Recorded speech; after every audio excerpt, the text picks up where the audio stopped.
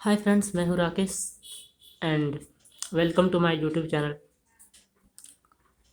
All about mathematics and science. Friends, मैं NCERT maths book class 10 जैकवर्ड Ranchi follow करता हूं और मैं आप लोगों को आज इस वीडियो में द्विघात समीकरण के बारे में बताने जा रहा हूं। मैंने पिछले वीडियो में चैप्टर 4 के एक्सरसाइज 4.2 का क्वेश्चन नंबर 1 के ए और बी नंबर क्वेश्चन को सॉल्व कर चुका हूं। अब मैं इस वीडियो में सी नंबर वाले क्वेश्चन को सॉल्व करने जा रहा हूँ, जो कि इस प्रकार है। √2x² plus 7x plus 5√2 is equal to 0। तो फ्रेंड्स, जैसा कि हम जानते हैं, हमें सॉल्व करने के लिए सबसे पहले फर्स्ट और लास्ट टर्म को कुछ नहीं करना होता है, बस नेक्स्ट स्टेप में यूँ ही उतार देना होता है और फिर हमें बीच वाले टर्म को कुछ इस प्रकार से ब्रेक करना होता है कि उनका एडिशन या सब्ट्रैक्शन करने पे उनका ऐड या सब्ट्रैक्ट करने पे फ्रेंड्स, मैंने ये रफ में पहले से कर लिया है, मैं आपको दिखाता हूँ। तो हमें बीच वाले टर्म को कुछ इस प्रकार से ब्रेक करना होता है, दो टर्म्स में ब्रेक करना होता है कि इनको ऐड या सब्ट्रैक्ट करने पे हमें बीच वाला टर्म भी प्राप्त हो जाए, और अगर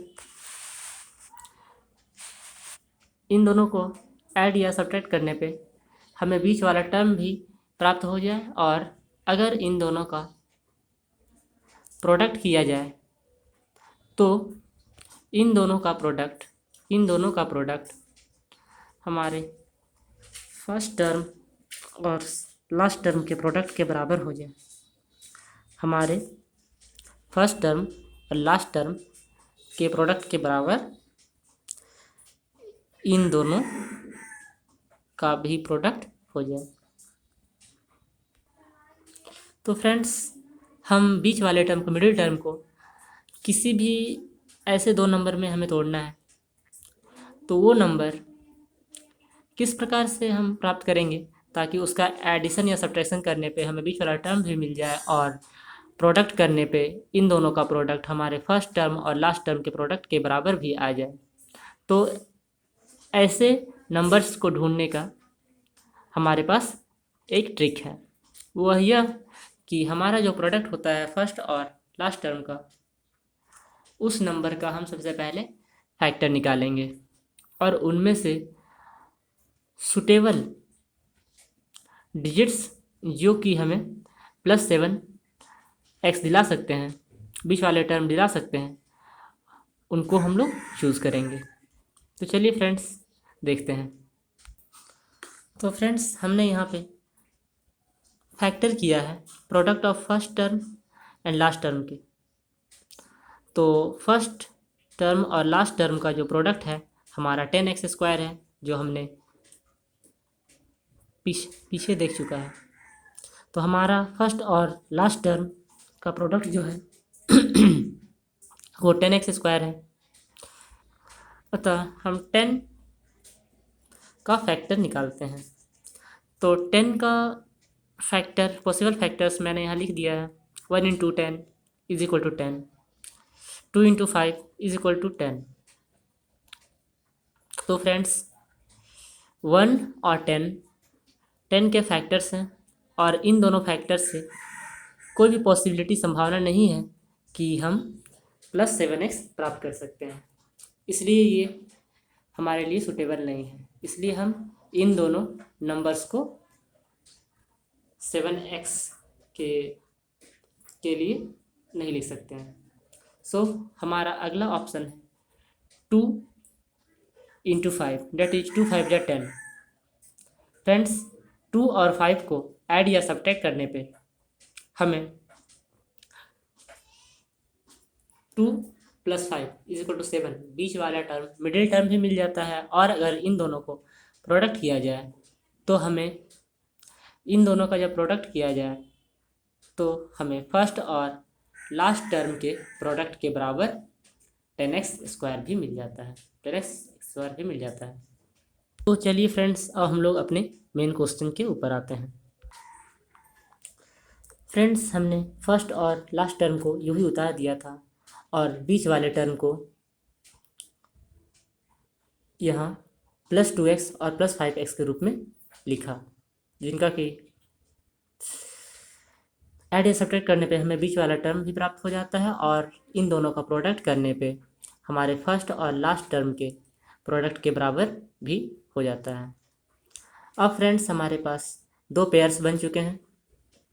अब हम इनमें से जो कॉमन होगा उसे ब्रैकेट के बाहर लिख देंगे और जो भी बच जाए उनको ब्रैकेट के अंदर लिख देंगे। तो हमें पहला टर्म है √2 इंटू एक्स स्क्वायर और दूसरा टर्म है +2x।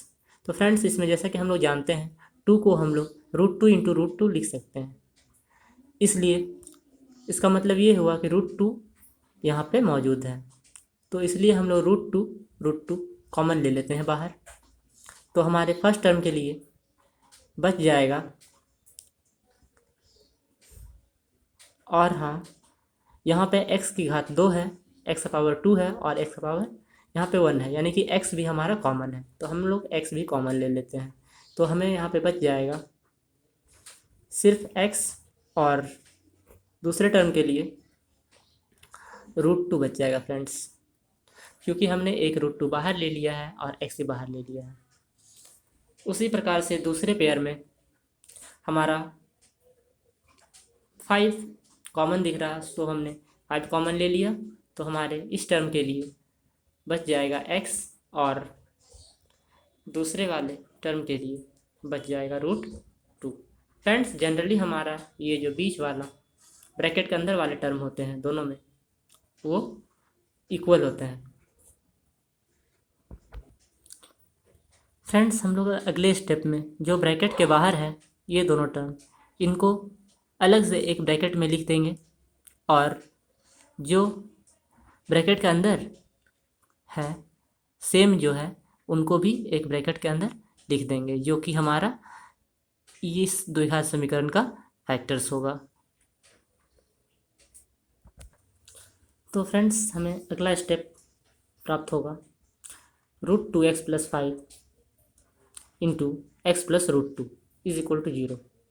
अब हम बारी बारी से इन दोनों फैक्टर्स को 0 को बराबर कर देंगे। जब √2x + 5 इज इक्वल टू 0, तब हमारा नेक्स्ट स्टेप होगा √2x को ऐसे ही रहने देंगे और +5 को इक्वल के राइट साइड में ले जाने पे ये साइन चेंज हो जाएगा इसका और ये हो जाएगा -5। अब हम x को रहने देंगे और √2 जो कि यहाँ पे प्रोडक्ट के रूप में है, इंटू के रूप में है, साइड चेंज करने पे ये डिवाइड के रूप में आ जाएगा। तो हमें x का वैल्यू -5/√2 मिलेगा, तथा जब x + √2 = 0 करते हैं तो x का वैल्यू हमें -√2 मिलता है। इस प्रकार से हमें x का दो वैल्यू प्राप्त होता है, -5/√2 और -√2। अतः x का वैल्यू -√2, -5/√2 है। अतः मूल -√2, 5/√2 है। फ्रेंड्स, अब हम लोग अगला क्वेश्चन डी नंबर सॉल्व करेंगे, जो कि है 2x² - x + 1/8। फ्रेंड्स, चूँकि मैंने आप लोगों को पहले बता चुका है कि कोई भी द्विघात समीकरण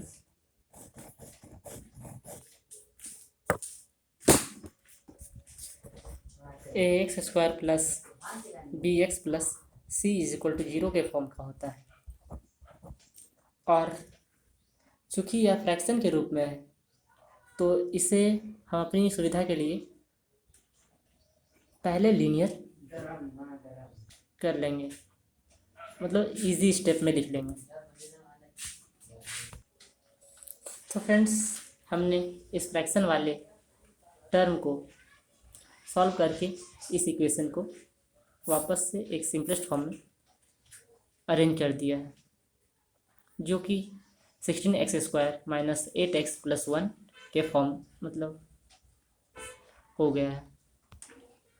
फ्रेंड्स, अब हम इस क्वेश्चन को पिछले बताए हुए तरीके से सॉल्व कर लेंगे। तो सबसे पहले हमें फर्स्ट टर्म और लास्ट टर्म को इसी तरह से उतार लेना है, और चूँकि बीच वाले टर्म को इस प्रकार से ब्रेक करना होता है कि उन दोनों का एडिशन या सब्ट्रैक्शन करने पे हमें बीच वाला टर्म प्राप्त हो जाए और उन दोनों का प्रोडक्ट करने पे हमारे फर्स्ट और लास्ट टर्म के प्रोडक्ट के बराबर आ जाए। तो फ्रेंड्स, जैसा कि हम लोग फर्स्ट और लास्ट टर्म का प्रोडक्ट देख लेते हैं। हमारा फर्स्ट टर्म और लास्ट टर्म का जो प्रोडक्ट है, हमारा फर्स्ट टर्म है 16x² और लास्ट टर्म है 1, तो इनका जो प्रोडक्ट है हमें 16x² मिलता है। फ्रेंड्स, हमें मिडिल टर्म को 2 नंबर से ब्रेक करना है। इसके लिए हम लोग जो तरीका उपयोग करते हैं वह यह है कि हम फर्स्ट और लास्ट टर्म का जो प्रोडक्ट होता है, जो कि हमारा 16x² है, इसमें से 16 का हम लोग फैक्टर निकाल लेते हैं। तो 16 का फैक्टर, सारे पॉसिबल फैक्टर्स जो हैं वो इस प्रकार है: 1 16 या 16, 2 8 या 16 एंड 4 4 या 16। अब हमें इन फैक्टर्स में से ऐसी पॉसिबिलिटीज़ ढूंढना है जिससे कि हमारा मिडिल टर्म प्राप्त हो जाए ऐड या सब्ट्रैक्ट करने पे, जोड़ने या घटाने पे। तो हम लोग चलिए चेक करते हैं। 1 और 16 को ऐड या सब्ट्रैक्ट करने पे कोई संभावना नहीं है कि हमें मिडिल टर्म -8x प्राप्त हो जाए, इसलिए हम ये नहीं ले सकते हैं। उसी तरह से 2 और 8 से को भी नहीं ले सकते हैं, इसमें भी कोई संभावना नहीं है कि उन्हें ऐड या सब्ट्रैक्ट करने पे -8x प्राप्त हो जाए।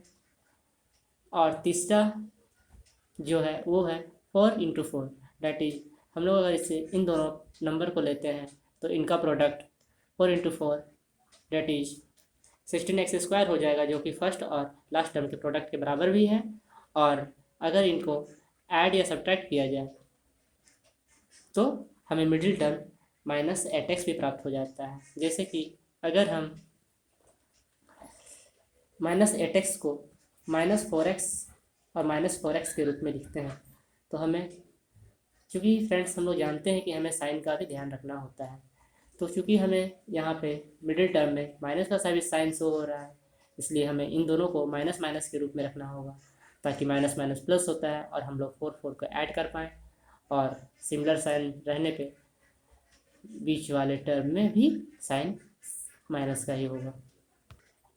तो फ्रेंड्स, हमें अब 2 पेयर्स मिल चुके हैं, तो हम बारी बारी से जो भी कॉमन आएंगे इन पेयर में से उनको हम लोग ब्रैकेट के बाहर लिख देंगे और जो भी बच जाएंगे उनको ब्रैकेट के अंदर लिख देंगे। तो फ्रेंड्स, हम देखते हैं कि 16 का फैक्टर 4 × 4 16 लिख सकते हैं। तो इसका मतलब ये है कि 4 यहाँ पे छिपा हुआ है और 4 यहाँ पे भी है, और x की घात यहाँ पे 2 है, पावर 2 है, और यहाँ पे x की घात 1 है, यानी कि हमारा x भी कॉमन है और एक 4 भी कॉमन है। तो फ्रेंड्स, हमने 4x को कॉमन बाहर ले लिया है और जो बच गया उसको अंदर लिख लिया है।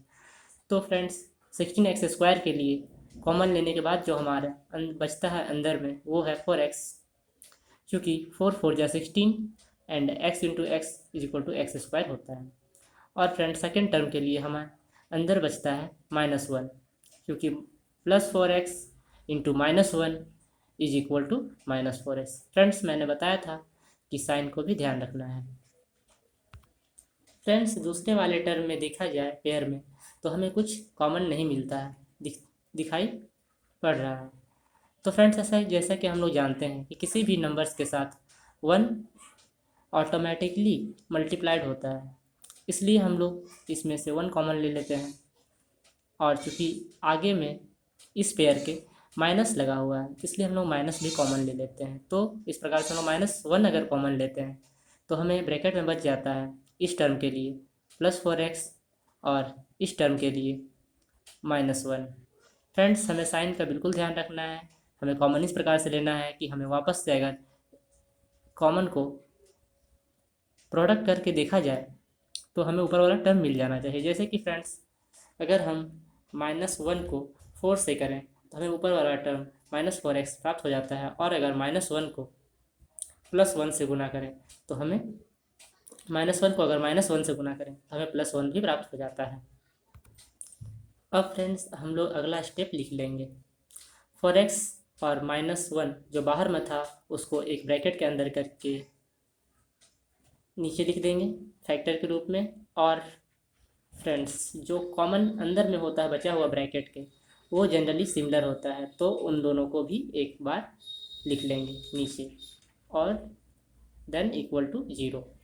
अब हम बारी बारी से इनको 0 के बराबर करेंगे और x का वैल्यू निकाल लेंगे, जो कि हमारा x का वैल्यू होगा और इसे हम मूल के नाम से जानते हैं।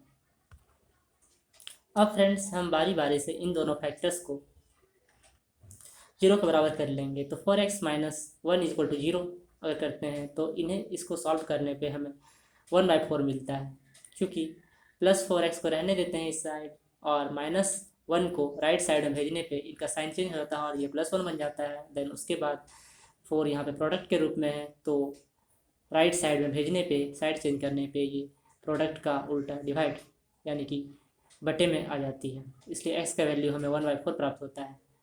क्योंकि फ्रेंड्स दूसरा फैक्टर भी हमारा सेम है, तो इसी प्रकार से यहाँ पे भी हमें x का वैल्यू 1/4 मिल जाता है। तो x का वैल्यू हमें 1/4, 1/4 मिला, अतः हमारा मूल 1/4, 1/4 होगा। मैं आशा करता हूँ कि आप लोगों को मैंने जितनी भी क्वेश्चन सॉल्व किया है वो आपको पूरी तरह समझ में आई होगी और इससे जुड़ी हुई अगली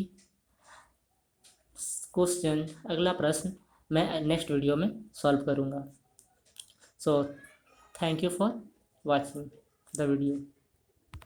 ऐसे ही वीडियोस देखते रहने के लिए हमारे YouTube channel all about mathematics and science को सब्सक्राइब कीजिए और लेटेस्ट अपडेट के लिए बेल का आइकन प्रेस कीजिए। Thank you so much once again.